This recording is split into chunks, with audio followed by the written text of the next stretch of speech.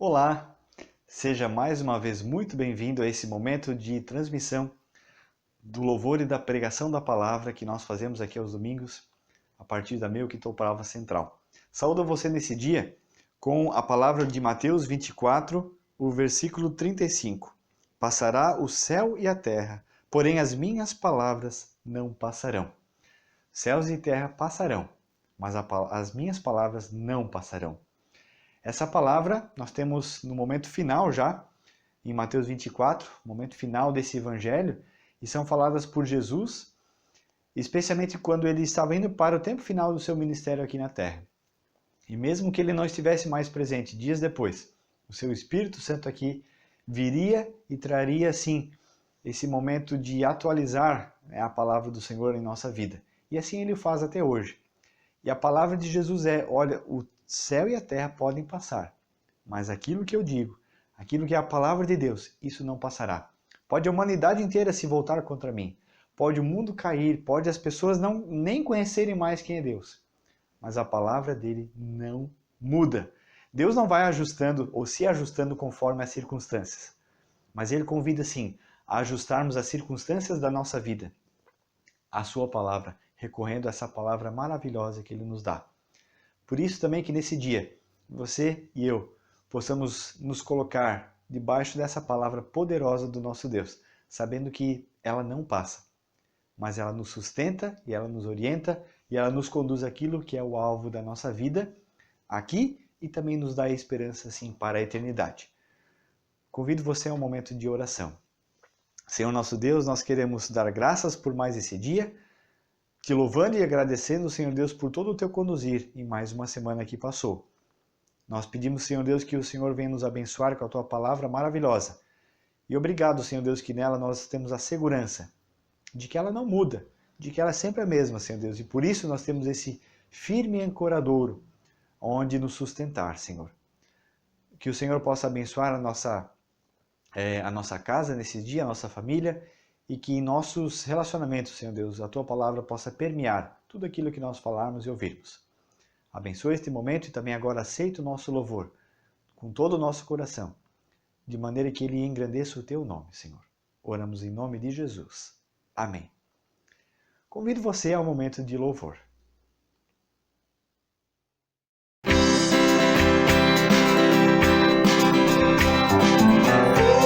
Jesus voltará, quando será, eu não sei. Estou certo, porém, que quando isso acontecer, eu irei. Sei que esse dia será maravilhoso, porque todos que a Jesus se entregarem pela fé vão subir, se encontrar. Bom será, se eu puder, olhar em volta e ver você também alegrarei, bendirei aquele que me deu eterna salvação. Enquanto Cristo não vem, quero viver mais e mais, como quem dia a dia espero o Salvador que virá. Doce amigo também, pode esperá-lo assim. É preciso, entretanto, entregar meu coração e então bom será, se eu puder, olhar em volta e ver você também alegrarei, bendirei aquele que me deu eterna salvação. Bom será, se eu puder, olhar em volta e ver você também alegrarei, bendirei aquele que me deu eterna salvação.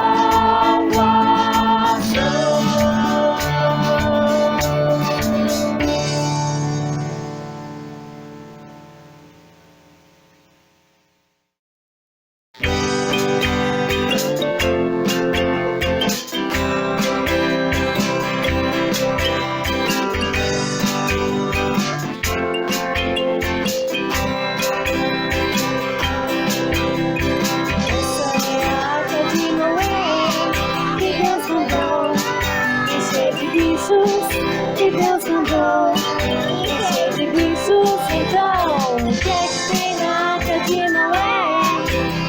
O que é que tem na arca de Noé? Tem jacaré, tem chimpanzé, tem borboleta, tem bicicleta. O que é que tem na arca de Noé? O que é que tem na arca de Noé? Tem cachorro, tem macaco, tem tartaruga, tem rapadura.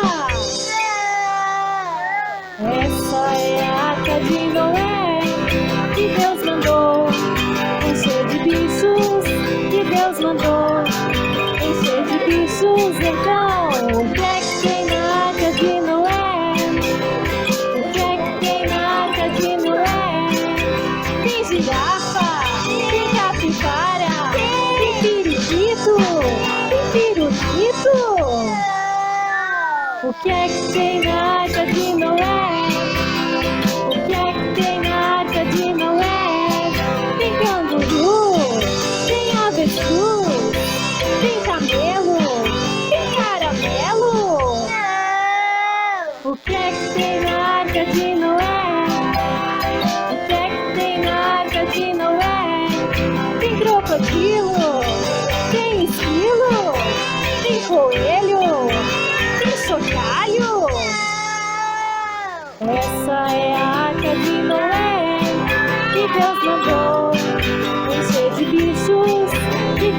andou, encher de bichos, então Noé foi muito, muito obediente, encheu a arca de muitos bichos.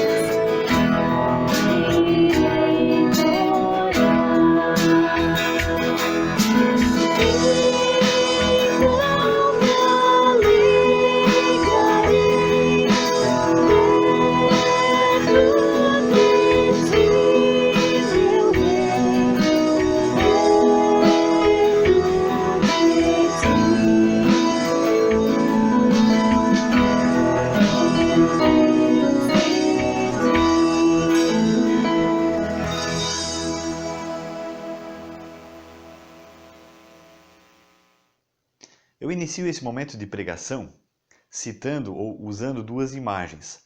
A primeira imagem que eu gostaria de usar é pedir para você pensar no item do carro chamado retrovisor. Quem dirige sabe muito bem da importância que é ter um retrovisor. Retrovisor nada mais é do que um espelho que permite com que o motorista consiga olhar ou enxergar um pouco daquilo que está atrás do seu veículo, ou de algo que vem de trás, né, alguma coisa que está acontecendo na parte traseira. Porque para frente é possível olhar, para os lados também, mas para trás, o tempo às vezes de girar a cabeça e olhar para trás pode ser o tempo suficiente para alguma fatalidade. Então um retrovisor é um elemento, um item que ajuda muito para quem é motorista. E quem é motorista sabe muito bem do que eu estou falando. E a segunda imagem que eu gostaria de usar, na verdade é uma frase de um teólogo chamado William George Ward. Ele disse uma vez assim: o pessimista se queixa do vento. O otimista espera que o vento mude de direção. O realista ajusta as velas. O pessimista se queixa do vento. O otimista diz: isso vai passar. Ele espera o vento mudar. E o realista ajusta as velas. Usando essas duas imagens, eu gostaria de convidar você a ler o texto da carta aos Hebreus, no capítulo 10, o versículo 32 até 39. Hebreus 10, 32 a 39. Ali nós lemos assim: lembrem-se dos dias passados, quando, depois que foram iluminados, vocês sustentaram grande luta e sofrimentos.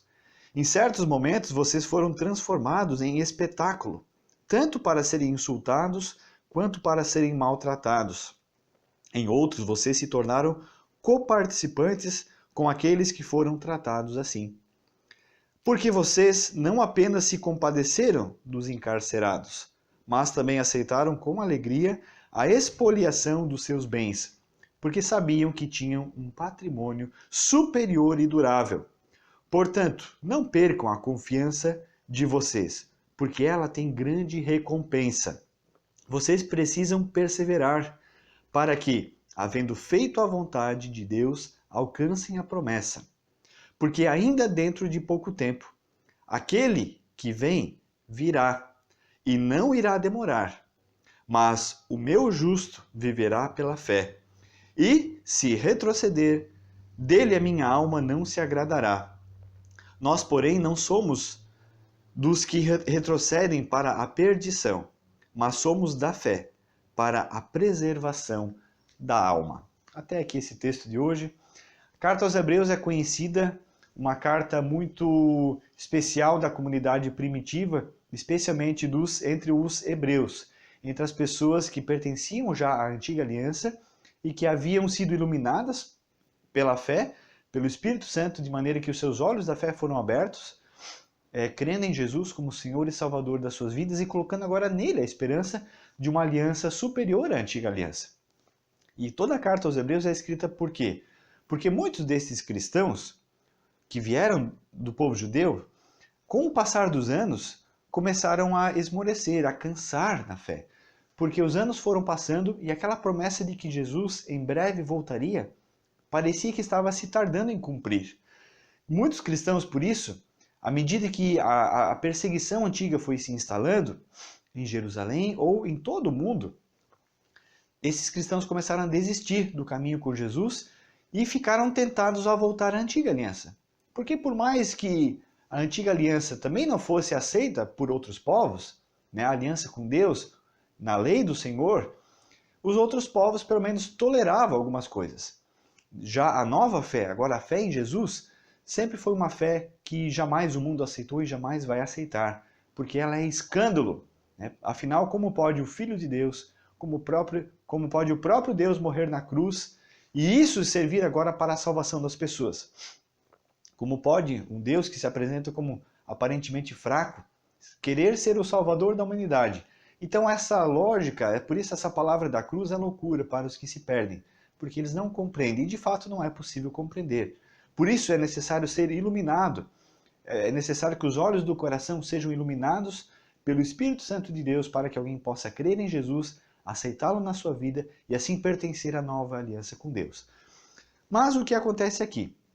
O passar dos anos foram acontecendo e esses cristãos começaram a deixar a fé em Jesus e voltar à antiga aliança. Por isso essa carta aos Hebreus é escrita, para dizer, olha gente, é impossível nós voltarmos, é impossível nós retrocedermos, é impossível nós querermos voltar atrás nas coisas novas que o Senhor fez. É impossível alguém ser salvo dessa forma. Quem é que trocaria a vida nova em Jesus pelas antigas práticas da lei que o decorrer dos séculos comprovaram que não salvam ninguém, porque ninguém consegue cumprir plenamente a lei do Senhor, a vontade de Deus. Então é muito melhor ser salvo pela graça, é muito melhor receber esse presente que o Senhor deu a todos aqueles que creem. E aí nós chegamos nesse nosso texto aqui. Esse texto, ele começa com a palavra lembrem-se dos dias passados. E aqui agora eu remonto à primeira imagem que eu citei no início, que é a imagem de um retrovisor, a importância de um retrovisor. E assim como um retrovisor é importante no uso para quem dirige um veículo, assim também olhar para trás, olhar para a história e perceber aquilo que já aconteceu é fundamental para alguém que ama ao Senhor. Porque a fé no Senhor é a fé num Deus que é criador e é um Deus que age na história. E é um Deus que se revelou na história. Nós não somos aleatórios à história, nós não vivemos soltos nesse mundo. Mas nós temos sim uma história que não é a nossa história, mas é a história de Deus. A história ela não alimenta, num sentido salvífico, a fé de ninguém. A história não salva ninguém. Não é porque os meus pais, os meus avós caminharam com o Senhor e tiveram uma linda história de serviço a Deus que automaticamente eu sou salvo também. Afinal, a salvação é individual, como diz aquele ditado, Deus não tem netos, Deus tem apenas filhos. Mas olhar para a história de Deus sempre foi um chamado do próprio Deus. Se nós lembramos lá do tempo do Êxodo, quando o povo de Israel saiu do Egito, Deus mesmo mandou inclusive instituir festas para que, à medida que os filhos, as novas gerações agora perguntassem qual era o significado daqueles rituais, os pais tivessem agora uma ferramenta para contar a história de Deus, de maneira que os filhos percebessem, puxa, eu quero fazer parte dessa história também. Não quero ficar desvinculado da história de Deus. E aqui o convite agora é, versículo 32, lembrem-se dos dias passados, quando, depois que vocês foram iluminados, sustentaram grandes lutas e sofrimentos. À medida que os dias vão passando, as experiências que nós vivemos, elas vão ficando também na nossa história de forma mais longínqua. Afinal, dia a dia nós temos novas experiências. É algo que aconteceu há um ano atrás, talvez nos marcou muito. Mas um ano depois, algumas coisas, a não ser que seja algo muito pessoal, nós nem lembramos mais. É só nós, à medida que experiências mais fortes vão surgindo, aquelas outras também vão ficando para trás. E agora, o primeiro convite é, gente, você que já foi iluminado pela fé e que tem passado dias difíceis na tua vida, olha lá para trás. Olha lá para o que você já passou, inclusive. E os cristãos sempre vão ter essa história de que aqueles que uma vez romperam com o seu passado pecaminoso e herdaram uma nova vida em Jesus e receberam essa nova vida em Jesus, vão lembrar muito bem que no início de uma vida de fé, quando nós abandonamos o pecado, essa ruptura, esse corte, ele causa espanto nas pessoas que cercam. Porque não tem como alguém viver de uma forma, chegar à fé em Jesus e continuar vivendo da mesma forma. Algum aspecto da vida a pessoa vai romper. E esse rompimento sempre vai causar espanto e até inclusive zombaria em muitas pessoas que antes conviviam. Isso inclusive pode acontecer na própria família. Claro que as intensidades dessa zombaria, dessa grande luta, desses sofrimentos, a intensidade é diferente. Mas toda pessoa que ama Jesus e que recebe o presente da salvação experimenta isso de alguma ou de outra forma. As pessoas pensam que você está ficando maluco, as pessoas pensam que você virou um fanático e assim vai. E essas experiências são importantes, porque elas vão, assim, preparando o terreno para que no futuro, quando os dias difíceis ou dias mais difíceis vêm, nós possamos nos lembrar desses dias e perceber que assim como Deus já nos sustentou, Ele haverá de sustentar também. Então esse lembrete aqui, que esse momento da carta aos Hebreus convida, é um momento assim de olhar para o retrovisor da tua vida. Lembre-te, você que já caminha com Jesus, dos dias passados. Você já passou por lutas, você já passou por sofrimentos. Então, lembra deles agora. Só que um detalhe importante. Também quem é um motorista sabe que apenas ficar olhando no retrovisor não dá. É necessário olhar para frente. Porque se ficarmos apenas olhando para o retrovisor, esquecemos de olhar para frente e para onde nós vamos. Por isso que aqui na sequência ele ainda continua falando, nos versículos 33 e 34, desses tempos passados, desse olhar ao retrovisor, dizendo, olha, houve certos momentos que vocês foram transtornados, vocês foram transformados em espetáculo, tanto para serem insultados quanto para serem maltratados. Nós lembramos aqui dos cristãos lá dos primeiros séculos que foram jogados naqueles circos, daquelas arenas antigas, como espetáculo para as pessoas. Cristãos eram presos e jogados aos leões, e isso era espetáculo para os romanos, né? Ou para outras pessoas que participavam dessa coisa horrível que aconteceu.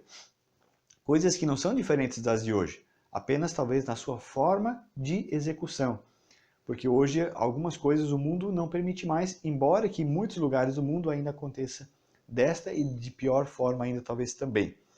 Vocês não apenas se compadeceram dos encarcerados, né, os cristãos lá do passado não apenas tiveram assim esse coração compassivo com aqueles que foram presos, mas eles mesmos aceitaram com alegria a expoliação dos seus bens.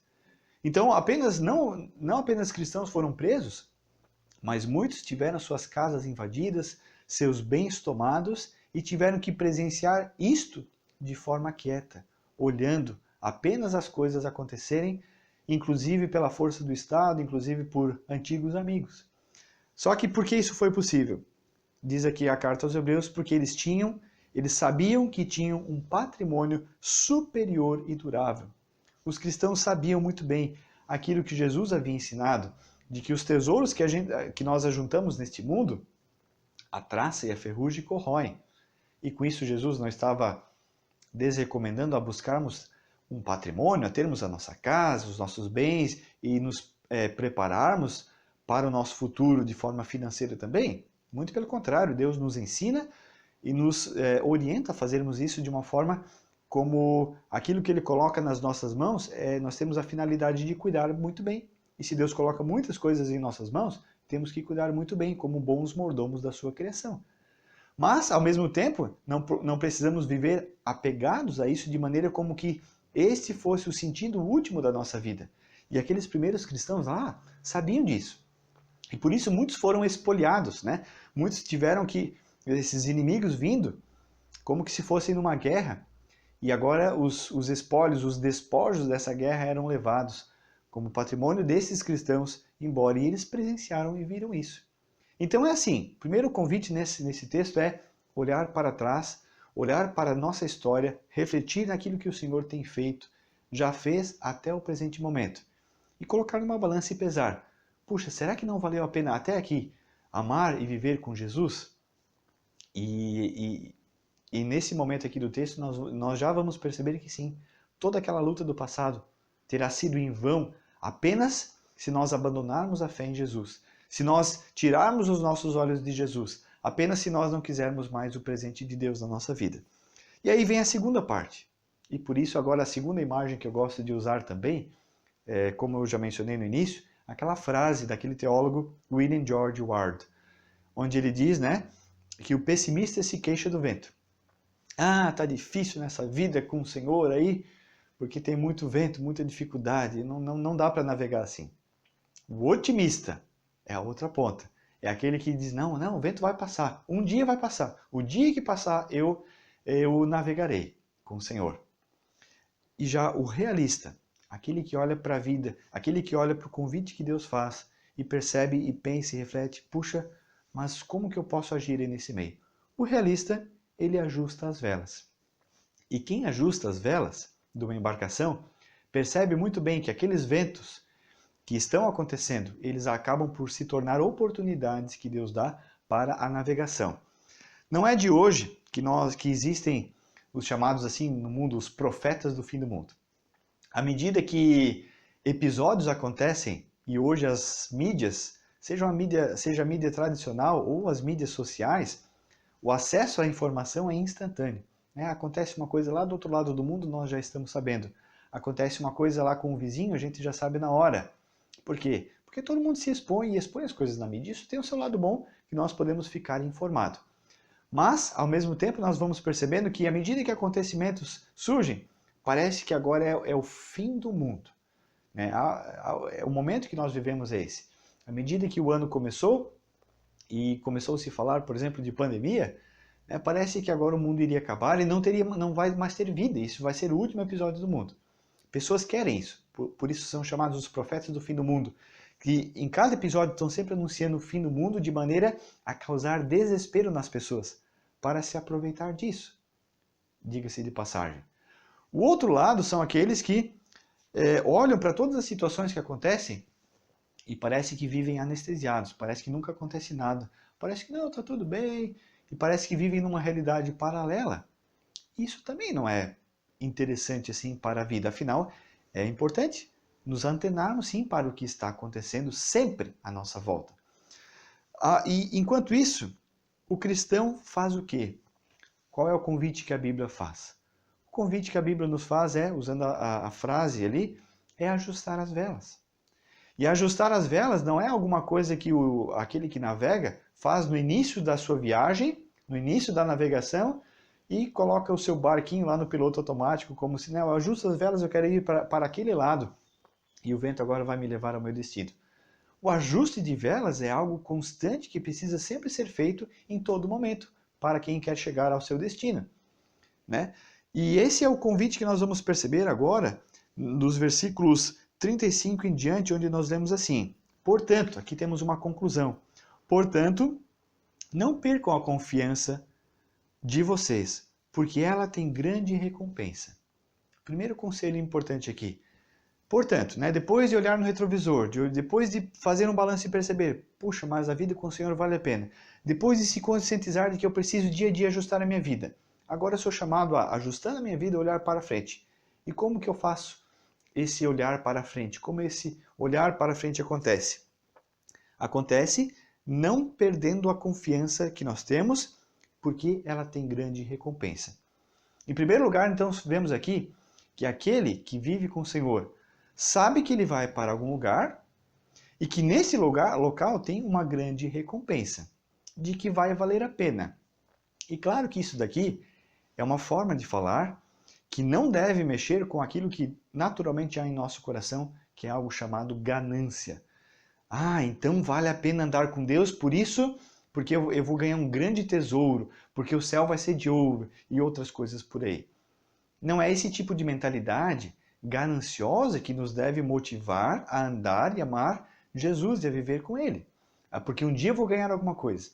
A recompensa, em primeiro lugar, é a presença do próprio Deus. E Ele concede outras coisas também. Mas aquele que é a maior recompensa é a presença do nosso próprio Deus, o nosso Criador, aquele que nos fez. Aquele que, sem Ele, nós não temos vida. Nem aqui, muito menos eterna. Então, o olhar com confiança é perceber, puxa, posso passar a minha vida inteira, aparentemente, ou segundo a ótica dos outros, correndo atrás de uma ilusão. Mas eu sei que vale a pena. Eu sei que eu vou chegar lá e eu sei que eu vou ver, eu poderei ver e estar na presença desse nosso Deus. Se nós lembramos o Jó, né, lá da Bíblia, temos um livro que fala sobre ele, toda a sua história, tudo que ele passou, diante das muitas lutas, e lá no momento onde ele não tinha mais o que fazer, onde ele tinha perdido tudo, onde ele tinha perdido quem ele mais amava, onde ele não tinha mais saúde, não tinha mais nada, só tinha o fôlego de vida ainda nele. Naquele momento ele diz assim: eu sei que o meu Redentor vive. Sabe? E parece que é nesse momento exatamente que acontece a grande virada na vida do Jó. Quando acontece essa confissão. Eu sei que o meu Redentor vive. Então, quando nós conseguimos viver de tal forma, confiando no Senhor, que independente do que nós recebemos ou não, independente do que nós ganharmos como recompensa ou não, a presença de Deus é a nossa maior recompensa. Saber que Ele vive nos dá sentido e toda a bagagem necessária para vivermos com Ele, sabendo para onde nós vamos.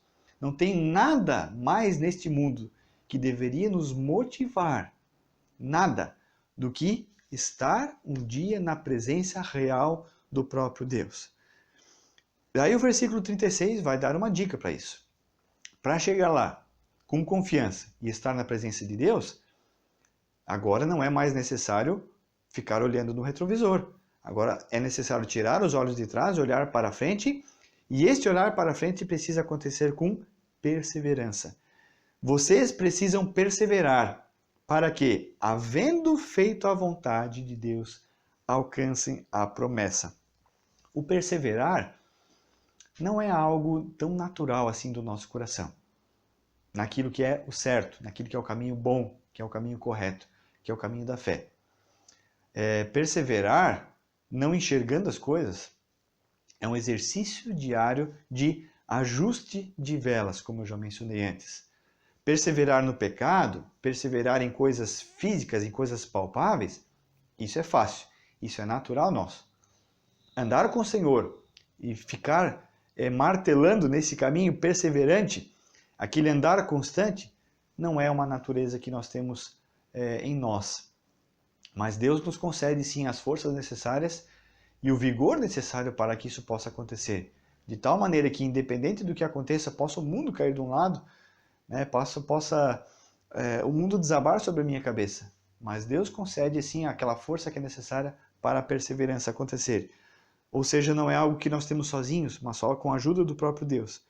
Então vocês precisam perseverar para que, havendo feito a vontade de Deus, alcancem a promessa. Qual a promessa? De estar na sua presença, de estar com Ele. E aí o versículo 37 e 38 é uma citação lá do Antigo Testamento, lá do livro do profeta Abacuque. Citação essa também que foi usada pelo próprio apóstolo Paulo para resumir aquilo que é a essência da vida cristã. Porque ainda dentro de pouco tempo, olha só, aquele que vem virá e não irá demorar. Olha que maravilha esse versículo. Ainda dentro de pouco tempo. Qual tempo é esse? Obviamente não é o tempo cronológico nosso, de dia, semana, mês e ano. É o tempo, aqui é o Kairos, que é o tempo de Deus. No tempo certo de Deus. Aquele que Ele tem predeterminado, aquele que somente Ele sabe quando será. Que não cumpre a nós ficarmos calculando para ver e de maneira que nós tivéssemos o controle das coisas na mão. Não, mas no tempo desse Deus. Ele vem, aquele que vem virá e não irá demorar. Mas o meu justo viverá pela fé. E o viver pela fé, né, e se retroceder, dele a minha alma não se agradará. O meu justo, aquele que anda na presença de Deus, viverá pela fé. Por isso, o ajustar das velas é tão importante e fundamental. E essa é a visão do cristão, do realista, daquele que não é o profeta do fim do mundo, ou não fica aí anestesiado nesse mundo como se nada tivesse acontecendo. Mas alguém que vive pela fé, dá passos constantes, prevalecendo ou perseverando na promessa de Deus, sabendo para onde vai, de maneira que agora ele vive pela fé. Afinal, toda viagem que nós fazemos, nós não sabemos como será. Seja de carro, de barco, de qualquer outra coisa. A pé, nós não sabemos qual será o próximo passo. Mas sabemos que é necessário dar o próximo passo. E esse passo, na vida com o Senhor, é um passo de fé. E esse é o passo do justo. O justo vive pela fé. Você não tem garantias nesse mundo. Você não tem, assim, o futuro revelado. Você tem o teu passado para olhar, dar uma espiadinha de vez em quando. E saber pela promessa de Deus. Por isso a palavra de Deus é maravilhosa. É a promessa de Deus, é a única realidade, a única segurança que nós temos para poder dar os próximos passos. E aqui no final ele diz, né? Se retroceder, a minha alma não se agradará dele. Deus nunca gostou de pessoas que olhassem para trás na sua vida, como alguns cristãos aqui estavam tentados a fazer e estavam fazendo, abandonando o caminho com ele. Deus não gosta de retrocesso. Por quê? Porque ele sabe que a pessoa vai perder. Ela às vezes está quase chegando lá, aí ela retrocede. E isso é triste. Então, o convite do Senhor é andar firmes para frente, não retrocedendo. Nós, porém, não somos dos que retrocedem para a perdição, mas somos da fé, para a preservação da alma. Leia esse último versículo de novo. Nós não somos como os que retrocedem para a perdição, aqueles que voltam para trás, aqueles que a palavra bíblica usa uma imagem, usando esse exemplo da volta ao pecado, como a porca que volta ao lamaçal depois de ser lavada, né? Ela volta à sua lama, como o cão que volta ao próprio vômito. Enfim, tantas outras imagens que daria a usar para mostrar assim que aquele que volta para o pecado, aquele que volta para uma antiga aliança, ele está perdendo, porque ele já tinha algo novo, belo, maravilhoso. Os seus olhos, os olhos do coração já foram iluminados e ele agora decide viver na escuridão. Ninguém ganha com isso, só perde. Por isso, a confissão firme aqui é: nós não somos assim. Nós somos os da fé, para a preservação da alma. A alma aqui é a vida, né? A alma não é algo que sai de nós e fica por aí vagando mas é a vida que o Senhor coloca em nós. Isso é a alma, é a vida que o Senhor nos presenteia. Vida que começa aqui nesse mundo, sim, mas que com Jesus ela ganha uma dimensão da eternidade, que é para onde nós quisermos ir. Eu não sei qual é o momento que você vive, em que situação você se encontra, mas o que eu quero fazer para você é um convite. Um convite de olhar para Jesus e dar passos firmes na fé. Se o teu momento é de estar meio perdido nesse mundo, seja na perdição do pecado ou perdido sem saber para onde olhar. Não seja como o pessimista, que fica reclamando, né? Que não seja como o otimista, que espera a coisa mudar, mas seja realista. Aceite o Senhor Jesus e ajuste dia a dia as velas da tua embarcação, para que você saiba onde ir. Quero desejar que essa palavra te abençoe nessa semana que inicia, desejando que o conhecimento pleno de Deus na tua vida te preencha e satisfaça assim o teu coração. Amém. Senhor nosso Deus, nós queremos te louvar e agradecer que no Senhor nós temos a plenitude de vida, uma vida em abundância, como a tua própria palavra descreve, Senhor. Perdoa, Senhor Deus, se nós temos feito pouco caso dessa vida maravilhosa, trocando ela por relampejos dessa vida aqui nesse mundo, Senhor. Perdoa se temos trocado a tua glória por um brilho vazio que esse mundo oferece, Senhor. Nos ajude a olhar com perseverança para frente, para ti, Senhor Deus, para o alvo que é estar contigo na glória.